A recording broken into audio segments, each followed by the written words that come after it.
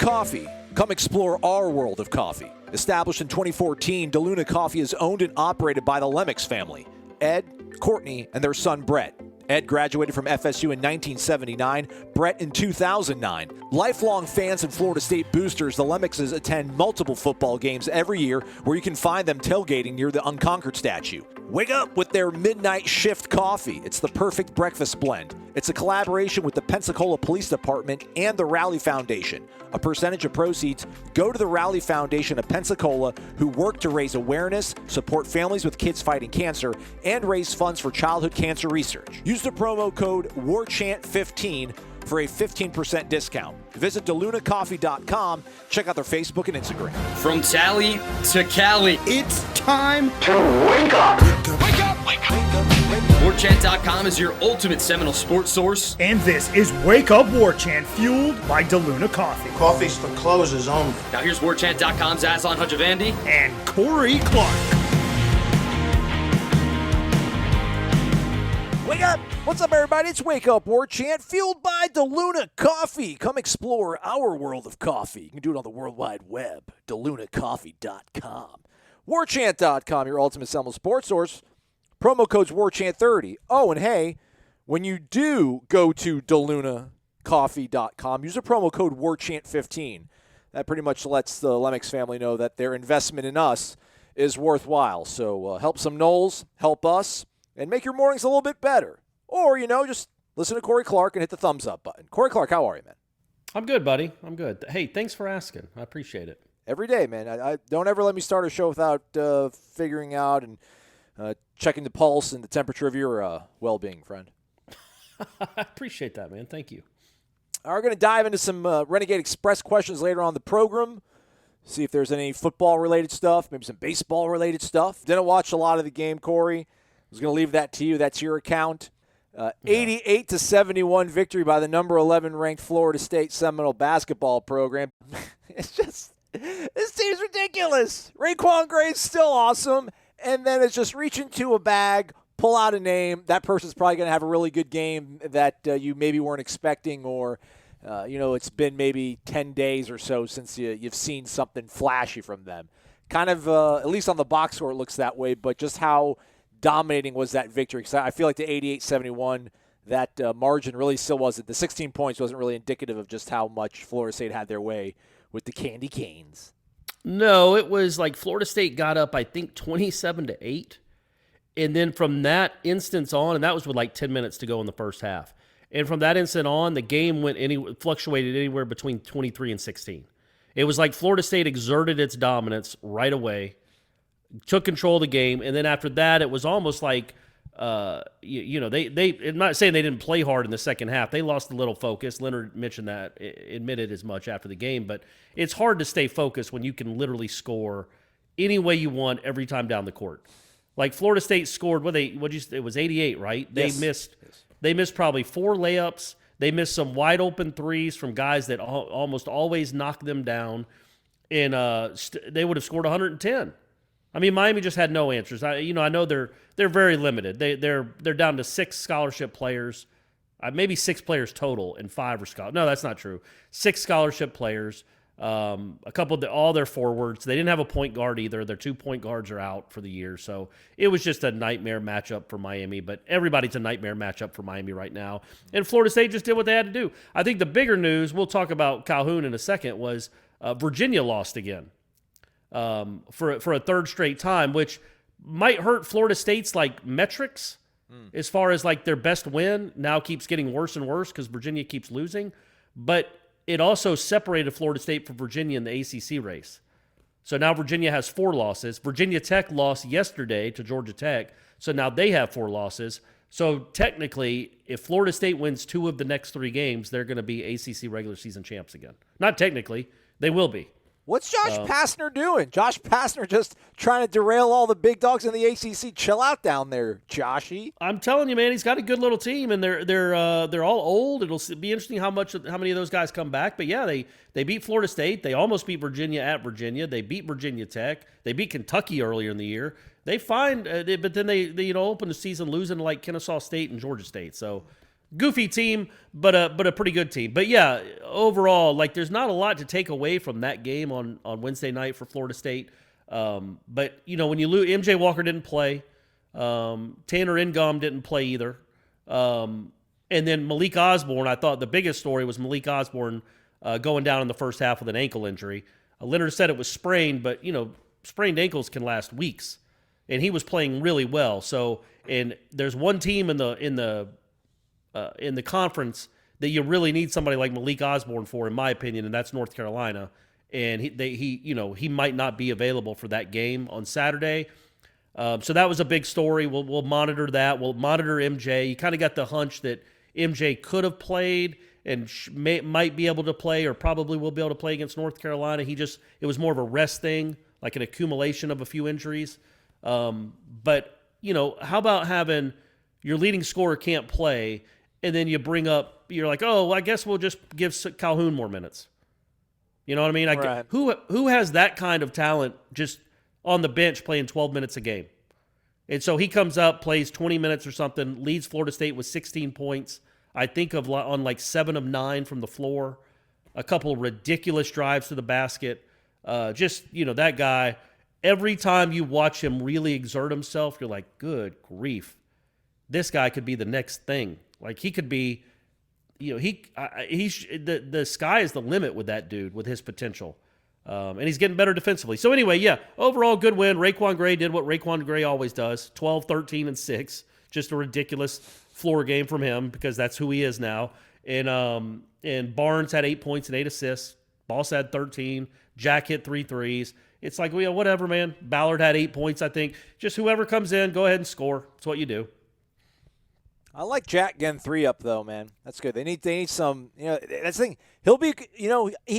They could struggle maybe like in a first or second round matchup, and then he's just a guy that comes in and maybe knocks down a couple threes. That's his role. Like, yeah, it could happen. Like, the thing about him is, if he makes the first one, a few more are going up. Yeah. But he is the guy that can knock down. He certainly has a ton of confidence. He's a guy that, you're right, he's not going to score 18 in a game that matters, probably. But he could come on in the second half when there's a little bit of a lull, or the first half, and knock down 3 threes in 4 minutes and completely change the complexion of a game. They don't play him a ton because of the other end of the court. But he is, number one, he is aptly named because my man is just going to jack up shots. God love him. And he's got a role on this team. They all do. And he did well. Just everybody that played well. Raekwon again was the best player on the court. Maybe Wong. Wong had 29 for them. He was great one-on-one. But Raekwon was the best player on the court again. That's 9 straight double-double games for him, or 9 straight double-figure games for him. And, the dude, after you didn't see that stat, but the first 73 games of his career, he had 8 double-figure scoring games in his career. He's now 9 for his last 9. Yeah, it's nuts. It's crazy. And, I asked Leonard about that. Like, do you think he's an all-ACC player? Yeah, I was going to get to that. Come on, how long have you been covering this? Sorry, beat? buddy. Sorry. You know. Well, I'm not. I'm saying, like, I know what you're trying to get by asking Leonard that question, because like either Leonard would go in on it, and be like, let's give some shine to my guy here.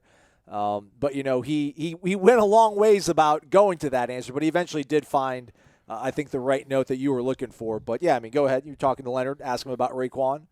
Yeah, I just asked him if he's, if he thinks he's an all-ACC player, and Leonard's like, we don't really focus on that. We haven't spoken one word about recognition. Like, it's always nice to have it. And then he kind of, this is how we play. We're all selfless. This stuff we've all heard before, and it's not coach speak. It's true. But then he kind of rounded back into a good quote about, like, I don't know how many people, I don't know who votes for these awards, but I know the writers in Florida probably don't. And the writers in North Carolina probably do. And I don't know how many of them are even familiar with Gray. And it's just like, and he mentioned, like, basically saying in the preseason we never get any love. So he doesn't expect his guys to get a ton of love in the postseason either. But I'm to the point now where, look, there's a lot of good players, but Raekwon deserves some serious recognition because he's the best player on the best team. Scotty's the most talented, but he doesn't rebound like Raekwon rebounds. And he doesn't score like Raekwon scores, really. It's just Raekwon's the best player on the best team. He has no chance of winning like Player of the Year, but he should be a first-team All-ACC guy. It's been remarkable what that dude has done. He played like 20 minutes, and he had 12, 13, and 6. If he'd have played a normal amount, like 34 minutes, he would have had a triple-double. He's Probably. It's been a lot of fun to watch him. And then, the big news moving forward, obviously, is whether MJ will be ready for Saturday, because that's a big game. Like I said, if they win 2 of the next 3, they're the number the number 1 seed in the NCAA tournament or the ACC tournament, and they're the regular season champs for a second straight year. I don't know. I want to win the regular season title. I don't really care about seeing for the ACC tournament. I mean, there's really no difference between 1 and 4. You get that double bye, and again, I don't know what a conference tournament really means right now with how good this team is, and what it's going to affect seeding wise, because I think they've proven themselves head and shoulders the best team in the conference. I mean, unless like Virginia were to match up with them like in a semifinal, or I don't know where they would, and then maybe avenge that loss, but I don't even know if that would be enough really to push them over unless they won the conference tournament. Again, I don't. Who Gonzaga, Baylor? Okay, everybody else gets some. Get some. Not scared of anybody. Hey man, I'm telling you, and I tweeted about this stat, but they are 40-8 in their last 48 ACC games, which is insanity, absolute insanity for Florida State University to be 40-8. In a 48 game stretch in this conference, and one of those losses, 2 of those losses were last second shots, 1 to Clemson, 1 to Duke, 1 to Cam Reddish, so they're that close to being 42-6. It's just it's incredible what this program is doing right now. They got 3 games left in the regular season, obviously, and I think their ceiling for the NCAA tournament is probably a 2. I think their floor, if they get cold here in down the stretch, is probably a 5. So I think you're looking anywhere from a 2 to a 5, probably a 3. So that means you just match up with the 2 seed in the Sweet 16, and you avoid, if you're a 3, you avoid the 1 seed until at least the Elite 8. So there you go. There you go. I've broken it all down for everyone. Raekwon Gray is awesome. Scotty Barnes is ridiculous. Miami is terrible. That was the least competitive 17-point game I've ever seen. I think Florida State legitimately led for double figures for the last 36 minutes of the game. It was never a doubt. And it's also 7 straight times that Florida State's beaten Miami in basketball, to go along with the 7 straight times they've beaten Florida in basketball. What a world. I'm telling you. It's crazy. Real quick, though, I'm not trying to be the bummer guy. Are we going to be SEC guys? Are we still going to defend the honor of our conference? Or, will we kind of look around and be like, yeah, this year ACC, maybe not vintage ACC? Or are we just, hey, man, this is what happens. We just beat up on each other. When we play conference only, say it like this. You're just playing ACC team after ACC team is what happens, man. You get banged up, people lose. Cream rises that's to the right. top. It's a meat grinder. Yeah, okay. It's a meat grinder. You try to beat NC State, like Virginia couldn't. Okay. No, look, the ACC is down. There's no doubt about it. There's a good chance after this week, Florida State will be the only ranked team. So that should say enough about where the ACC is. But Florida State can only play who they can play. Yeah, that's the thing. Their record isn't the product of. I mean, their success is not the product of a down conference. This team is really flipping good. I don't want that to get lost in it, but just, be prepared maybe with some seeding stuff if they don't run the table in the tournament. Yeah, I think, look, I don't think they can get to a 1. Again, I think 2 is their ceiling because of the ACC. But if they win out, which is a huge if, they have, they would have 6 more games. If they got to the championship game of the ACC tournament, that's 6 games. If they go 6-0 and they're 20-3 going into the postseason, they're probably a 2.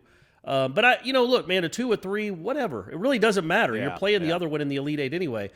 What would be really cool is to hang another banner. Yep. Even in this crazy season. And I think I mentioned it on this show. I have so many shows, it's hard to keep track. I know, man. But the last team other than North Carolina, Duke, or Virginia to win back-to-back regular season ACC titles was NC State in 1973 and 74. A long time ago. So this isn't normal. And this is an incredible run that Florida State is on. And hopefully, for Leonard and them, they can win 2 of these next 3. One is Boston College at home, which should be a no-brainer. At 9 p.m. though, Corey. 9 p.m. That's going to be tough. That's tough. That's tough. So you got North Carolina on Saturday at North Carolina, which they will have fans in that game. They open it up for like 3,000 fans for that game, I think. And then at Notre Dame for the regular season finale. So those are the last 3 games. And, if they win 2 of the 3, they win the ACC regular season title for the second straight year. Let's go. Let's get some more decorations hanging up in the arena over there. Not going to give it a name. People don't like it when we call it the Tucker Center. Some people don't like it when we call it the TLCCC. So I'm just going to call it the arena, or where they don't lose. Where the Hamsterdam? You want to call it Hamsterdam? Why isn't that not a thing? I have no idea. Why is that not Because it makes perfect sense if you know Hamsterdam from The Wire, and you know who Bunny Colvin is, and you know who Leonard Hamilton is, and you know that his name is Ham. I mean, Hamsterdam is perfect. It is. It is. I think they tried to maybe nickname that for when students used to wait in line to get tickets every 2 years when Duke came. Right. And the students had to wait in line, and they called that Hamsterdam. But, yeah, the whole place should be Hamsterdam. All right, there you go, you savages. You got your 15 minutes of basketball talk. Quick break. Renegade Express coming up right after this. All right, with that said, let's get on the ponies, Corey Clark. It's time for a little Renegade Express, as the kids call it. First one comes from Drill Sergeant Porter. Wake up! I was wondering which regular season Sod Cemetary game is the most significant in program history, and which one was the biggest upset. I wonder if the second part, I wonder if that's I can't, I'm not going to, I'm sorry, I love you, Drill Sergeant. I'm not looking up like the largest point differential, but I guess we can maybe talk about which one maybe caught us by surprise the most.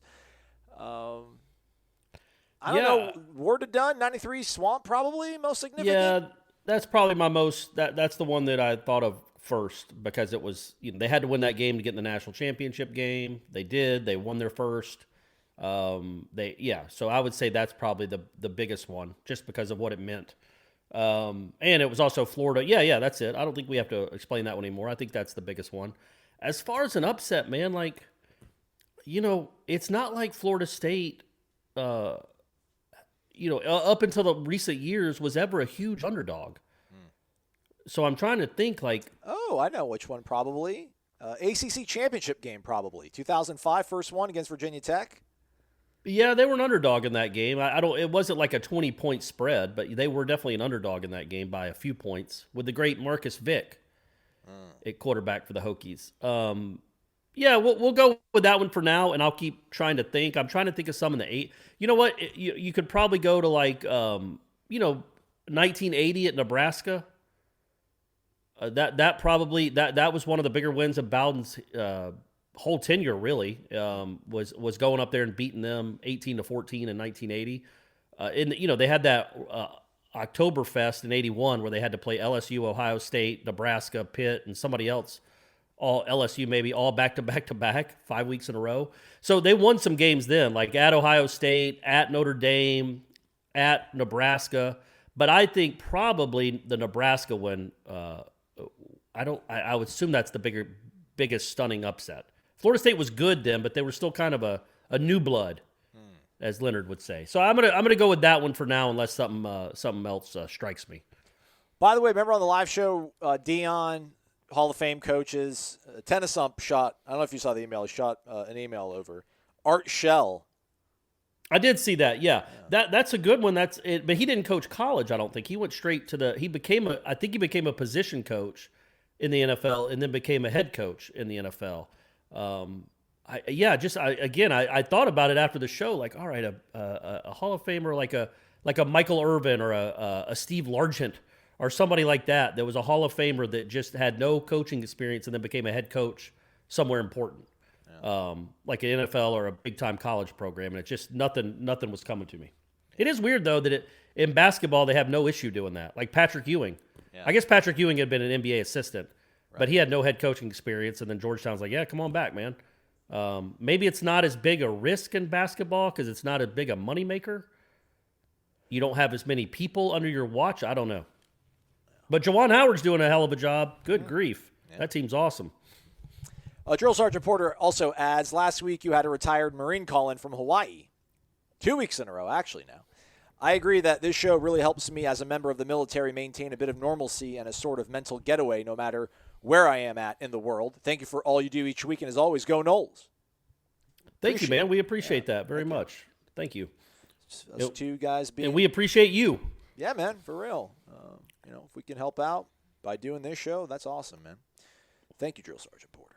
Matt Shannon even texted me, I think as the show was going on Tuesday, like, wow, that call from Hawaii was awesome. That's awesome that you guys, I'm like, yeah, right? She goes, yeah, that's awesome that you can have an impact on like that on some people. And I'm like, well, I think they're just thirsty for football, like Florida State talk, and we just happen to be like the conduit that they get to hear about Florida State when they're living thousands of miles away. But hey, man, I'll take it. It's really neat to be told things like that. Yeah. No days off. You guys know you can always come to this show. We're gonna probably have a show for you. It's always dang right. Dang right. Off. Mark Naples, wake up! What has me excited of late is that the Tribal Council is full of confidence in Norvell even after a 3-6 season. Not everyone, of course, but the vast majority of posters, including myself, that's Mark, not me, seem to just know we have the right guy, and with some patience, FSU is going to look very good again. An experienced football coach commented extensively about Norvell having the rare it factor. For me, it started with the exit of the malcontents and then the incredible results in the portal. Even our prep class was decent, and now we have 4 stars and a phenom 5-star committed for 2022. Gene's article about the Taggart buyout payments was a sobering reminder of the past. It's $295,000 American dollars each month, Willie Taggart. Next, 4 years? 3 years? I don't know. I can't do that math. Sorry. But over the long haul, it was clearly the right move. Anyways, just wanted to point out the recent confidence from most of the fan base, and it seems genuine. Do you agree? It's got to be more than 4 years because that's only $1.2 million a year. Only, I say, right? Or is it? So he's getting $300 a month. Oh yeah, so that's $3,600 a year. So yeah, 4 years, and they'll be done paying Willie Taggart. Imagine that, man. $300,000 a month to not coach. He should go Warwick Dunn. He can build houses every month with that money, you know? I mean, it's remarkable the state of college athletic spending. But what was the question? I'm sorry. I was still caught up on the math. Do you sense, is there a sense of confidence amongst the rank and file Florida State fans on the Tribal Council? I don't see a lot of infighting. I think people are trying to find morsels of good information and angles, which, you can look at, again, the 2022 class, hot start, Travis Hunter, things like that. Yeah, I sense a good attitude in general from the Tribal Council, personally speaking. Yeah, man, they haven't lost a game in 3 months. Damn. Of course, you're starting to build up some trust again. Yeah, no, that'll all dissipate when they lose again. Not all of it, but some of it. I think more and more Florida State fans are becoming realistic of what this program is right now. Now, it doesn't mean this is what it's always going to be and just be happy with 7 wins. But right now, I think the vast majority of Florida State fans would just be happy with a winning record. 5 years ago, if you'd have said that, you would have had to run out of the room because people would have tried to tackle you. Much like that Oklahoma wide receiver in the urinal. Oh, too soon. Oh, my goodness. Look, man, the thing about that, if people haven't seen it, you can find it. It was a Oklahoma wide receiver that was in his buddy, who were both big dudes, talking smack to these two guys that looked like just normal-sized dudes in a bathroom at a bar, and they just got mollywopped by these 2 dudes who I think had been MMA. They must have been MMA trained because they wasn't even close, and they're rolling around on a bathroom floor. Ugh, it's gross. But I don't know what happened before that. Maybe those 2 guys were being really disrespectful. Who knows? Who knows how it started? But it sure seemed like the football player wanted to fight. And then about 2 seconds in, he's like, well, this was a really bad idea. But anyway, so that's what would have happened if you would have said 5 years ago, just be happy with 7 wins, guys. But that's where you are now. I mean, that's where this program is. And I think more and more Florida, you can't, like we talked about this last year, you can't be so reactionary after every loss. Like, you just like wanting to tear your hair out. The Louisville game was my breaking point. Maybe the Pitt might have been my breaking point. I can't remember. But before that, it just was a culmination of all the losses over the last 3 years. But now I think you go into this season, you should have some zen with you. Like, okay, man, we are not going to win a national championship. You're saying this if you're a Florida State fan. We're not going to win the ACC championship. But if we get to 7 wins, 6 to 7 wins, and look competent, I can be happy with that because that means we're going in the right direction. So don't you think most Florida State fans, not all, certainly, have that kind of, are growing into that mentality? Not for the long haul. Like, this isn't something you're going to be saying in 2024. You better not be. But for 2021, I think the vast majority of Florida State fans are just hoping for a winning season. Yeah, well said. I agree. Okay, I mean, good. I think my brother was there after 18, after Taggart's first year. I think he was like, hey, man, we are who we are. Let's just win. Let's just get back to a bowl game, which we did. So, yeah, I think, and we mentioned it, going into 2019, that was the first season of my lifetime where I went into a season. I'm like, okay, Florida State's not going to win a national title. And I know we had something deemed a lost decade, but there was always, and I was a little bit younger. I was a student, had a little bit more unbridled enthusiasm and optimism about things in life. I was like, yeah, if the Xavier Lee guy works out, we'll see what's going to happen. Then Jimbo shows up 2007, maybe it'll happen. Well, now it's 2 years, maybe, there was always a hope that maybe somehow they could sneak their way back in because it was Florida State, it's Bobby Bowden, it's the Spear, it's those uniforms, and like now it's 3 years of no, that's just not going to happen. So get accustomed to it in the short term. To your point, so yeah, I'm sure that's affecting the way that people talk and converse about the team right now, for sure. Correct. Anyways, I also wanted to talk about a clip I saw of Mackenzie Milton.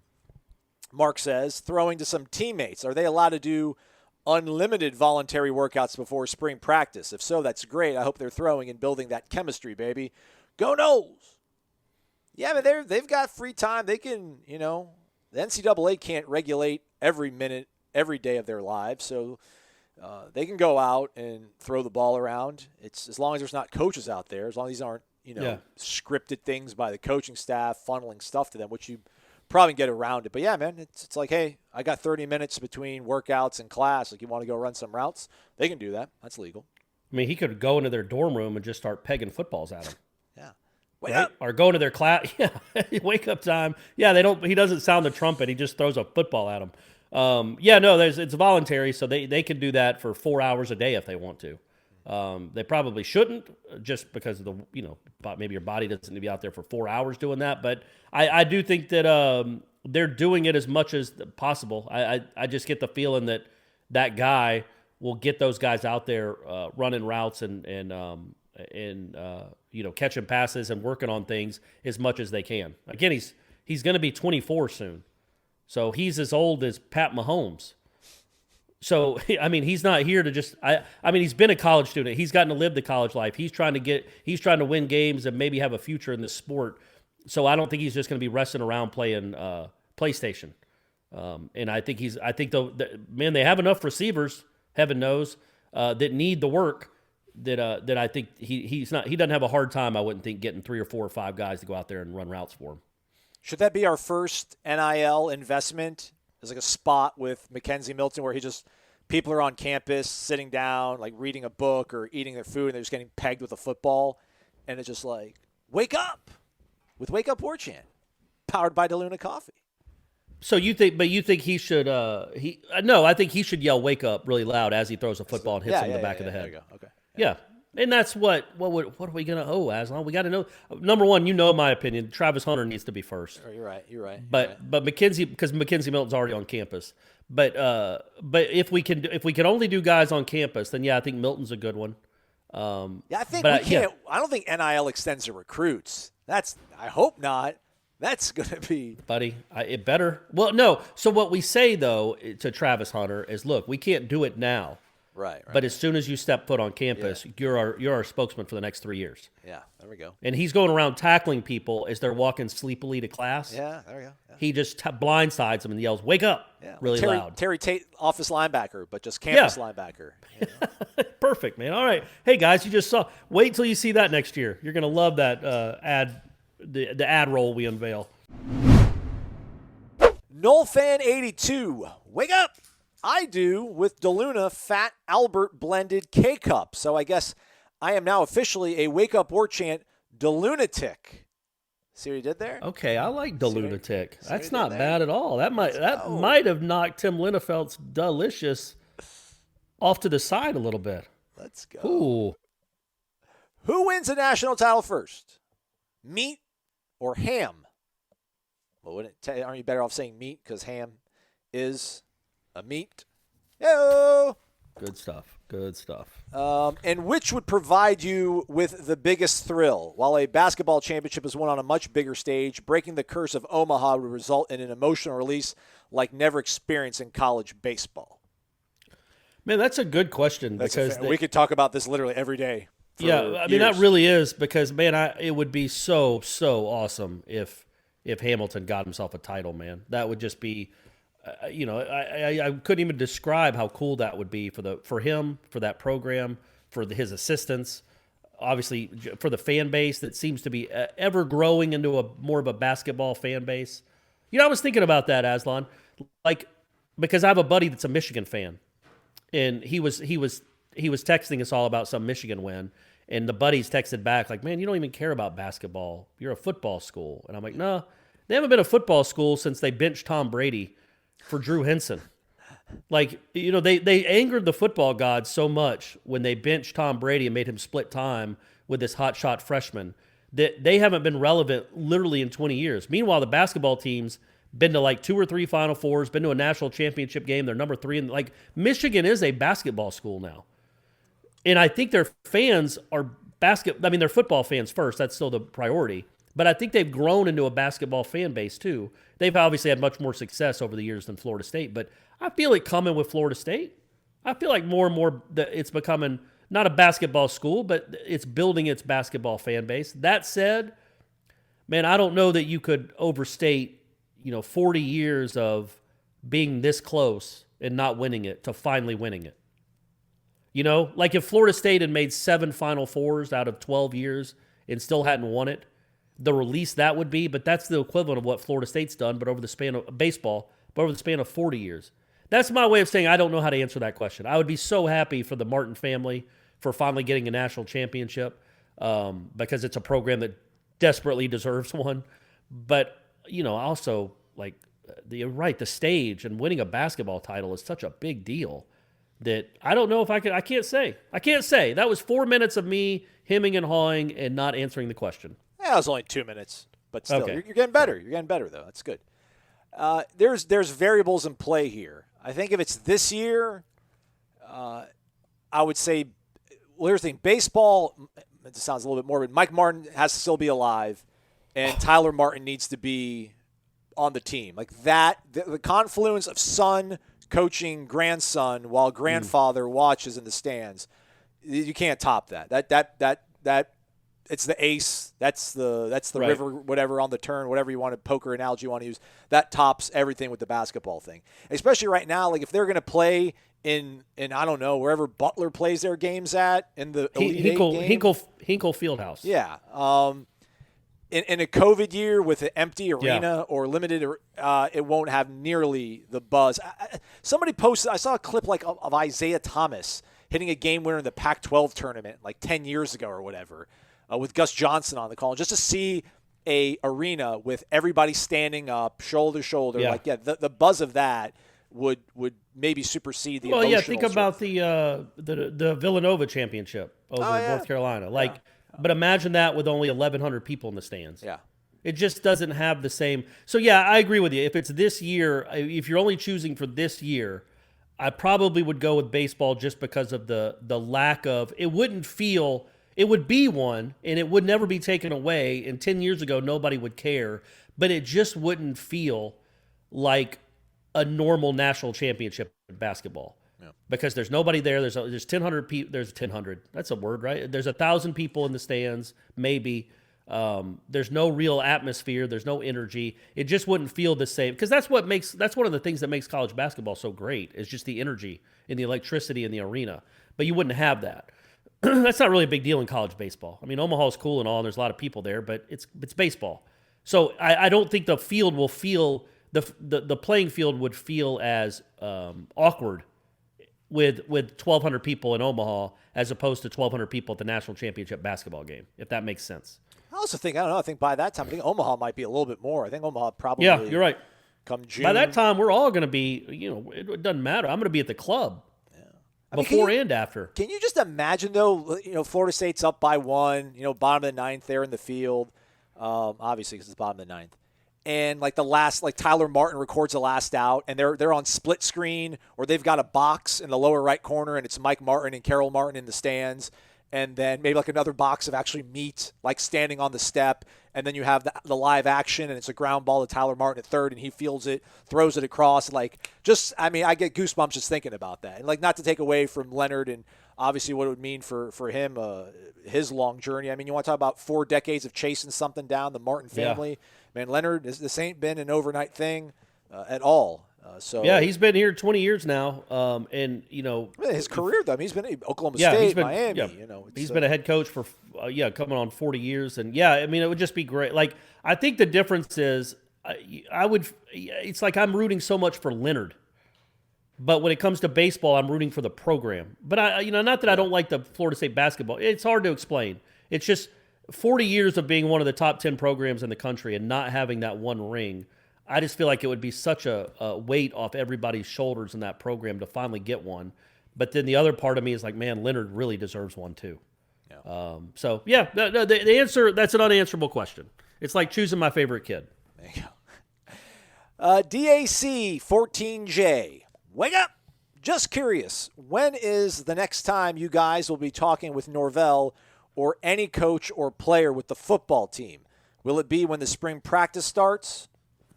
We're going to talk to David Johnson later on the day. We'll probably have it sometime next week up for you folks. But I'm probably not going to ask him a lot about football. I think I might squeeze in there at some point, Corey. I might ask him about Corey Wren, just because a bunch of people not a bunch of people, but I saw somebody ask about Corey Wren. Maybe we'll get that, but right. I don't. Hey man, how you guys been looking? Who's standing out? Oh, they're all looking. I don't want to get into that conversation in February, so I want to get to know what kind of duty is. We'll have that next. We'll have that next week. And look, man, the thing is once spring practice starts, we're going to be hearing from them 3 times a week. So I know it's been it's been a few weeks now, but know that, from early March to early April, you're going to be hearing from Norvell at least 2 or 3 times. I would think, right, 3 times a week. Yeah, and then so. That itch will be scratched here very, very soon, and it's going to be a long scratch, one of those ones where you really dig your nails into it. But it's going to be at least a whole month of a lot of football talk. Yeah. Also, here's a little tidbit of good public information that I've noticed on social media recently. Seems like Chubba and Milton get along pretty well and joke around with each other from what I've seen on their Instagrams and such. Also, watched a video uploaded by Cam McDonald recently with Chubba and McKenzie throwing some routes with receivers. Looks like all signs point to Chubba at least embracing the addition of Milton and his experience probably. Not sure about Tate. I hear Travis is a little banged up again. Anyway, go Noles and drink that sweet nectar that is DeLuna coffee. Well, there you go. Good insight. Way to be our social media guru, Maven. DAC 14J, appreciate it. That's good. They're getting along. We want that, right, Corey? Everybody getting along. Learn from your elders. Yeah, that's a good sign, right? Yeah. Yeah, especially because look, I think Chubba should be mature and a grown up about this. He's still a freshman. He gets to have his freshman year all over again, and now he gets to learn from the winningest quarterback in the country. So as long as he's confident that when it's my turn in 2022, I will be the quarterback. There's no reason for him to bounce. Rodemaker, I know they still say great things about him. Rodemaker might be a little more, it's probably a different story because he's got to beat out Chubba. But Chubba, I think, is just feeling like, okay, let me learn everything I can from this guy. Let me really soak it in. In 2022, I'll be that much better. If that's the approach he's taken, as opposed to being hurt that they brought in a transfer, then I think that can mean great things for Florida State down the road. Captain D _63. It's Daryl, Thomasville, North Carolina. Wake up, fellas. My best Sod game and favorite. There he goes. Thank you for doing that, Daryl. Nebraska, Florida State up in Lincoln. First time when Florida State won 18-14. Fumble by Nebraska inside the 10-yard line that was recovered by Paul McGowan. There you go. It was actually recovered by Paul Porowski, who was Kaz Porowski's dad. That's right. Remember Kaz, the big old tight end? Oh, yeah. Yeah, that was his dad that recovered that. McGowan was a few years later. McGowan actually beat them too, but that was in 1985. The 1980 game that Daryl's talking about was Paul Porowski that I think Jerry Futch caused it.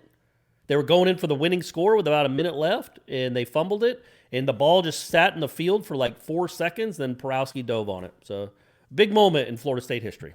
Was that play more heartbreaking for Nebraska fans than the Marcus Sims fumble was for Florida State fans? No chance. Like, no chance. I mean, legitimately, I'm surprised Georgia Tech didn't let him walk into the end zone so they could have a chance with the ball back. And instead, my man, the first play, Jermaine Thomas takes him all the way down the field, and then Marcus Sims comes and fumbles on the game was over. It was over, but it didn't work out. So, no, I don't think that was nearly as heartbreaking. Probably a heartbreaker, though. But that's the one that Bowden said that they cheered him when they were leaving the field. They all the Nebraska fans cheered Florida State as they left the field. Gentlemen, my questions are you all concerned with shooting woes as we get going into the stretch, or is it just rust from time being off and on during the season? And do you think we'll be okay in the ACC and NCAA tournaments? Thanks again for all you do in keeping us well informed in Florida State sports. Remember to drink DeLuna coffee, sign up for Warchant.com, and hit that like button. Go Noles. Thank you, Daryl. Daryl's the man. All right, so what do you think about that, Corey? Shooting woes? Are there shooting woes? Are you concerned? Will they be okay come tournament time? Well, look, we should be transparent. We're recording the Renegade Express before the game against Miami, so I don't know how they shot in that game as I answer this. But to me, it was just the one game. It was a bad shooting game against Pitt. But the other, the 2 games before that against Wake and Virginia, they made a ton of threes. They shot Virginia right out of the gym. So no woes. That's just one game, and that's the thing about basketball, man. You're going to have games where you don't shoot well. The Golden State Warriors didn't hit 60% of their threes every game. You still got to find ways to win when you can't. And I think, look, you need to prove that you can shoot well away from the Tucker Center. That is one thing you need to do over these next 2 weeks because you got 3 more games on the road. Hit some threes away from home because you're going to have to do that to win a championship, either whether it's in Greensboro or Indianapolis. You can't just go 4 out of 14 from 3 and expect to win every game. But I do think what they did against Pitt was so encouraging because they did not shoot well, and they still won that game. By the way, did you see that Pitt kid, the point guard, hit the transfer portal on Wednesday? No. Just bounced. Yeah, with 3 games left in the season, he just bounced. And he averages like 14 points and 6 assists per game, and he's like, I'm out of here. They're not tournament caliber, I assume? No. And I think Capel had called him out a couple times for fouling out and being just the way he was playing was kind of selfish, and he kind of called him out in a press conference for committing dumb fouls. And then a week later, after the Florida State game, he's like, you know what, I'm out of here. So he's the one that Leonard Hamilton said was the best athlete in the country. He really is an impressive athlete. Xavier Johnson's his name, so he transferred. But anyway, yeah, I think the encouraging part of the Pitt game was, again, that they won. They beat a decent team, not a great team, but a decent team. But when they weren't hitting any shots from the perimeter. But to win what you want to win and to accomplish your goals, you do have to prove that you can hit a bunch of threes when you're not in the Civic Center. And so far, they've only done that in one game, and that was Louisville. So hopefully Wednesday night they shot well, but then moving forward, Saturday against Carolina, then their final game is next Saturday against Notre Dame. You need to have some good shooting performances then, just so you feel good about yourself shooting away from home. Well said. Well said. All right, that's a wrap on the program. We're going to be back with a Friday edition of the show as well. We got a couple more questions in the mailbag, but figured we'll just spread it out a little bit, as well as a 2-on-1. Corey and I both with Tyler Martin, son of Mike Martin Jr., grandson of Mike and Carol Martin. That was fun, I thought, Corey. Something to look forward to. Yeah, it is. Yeah, you guys will like it. Yeah, he's a good dude. For Corey, I'm Aslan. Thanks for listening to Wake Up Warchant, fueled by DeLuna Coffee. Check them out at DeLunaCoffee.com. We'll see you all tomorrow. Warchant.com is the ultimate inside source for FSU football and recruiting. And now you can get in on the action for free for an entire month. Warchant.com is offering a risk-free 30-day trial subscription. Get full access to the #1 website covering the Seminoles just by entering the promo code WARCHANT30. That's WARCHANT30. Sign up and get in on the world's most active FSU message boards.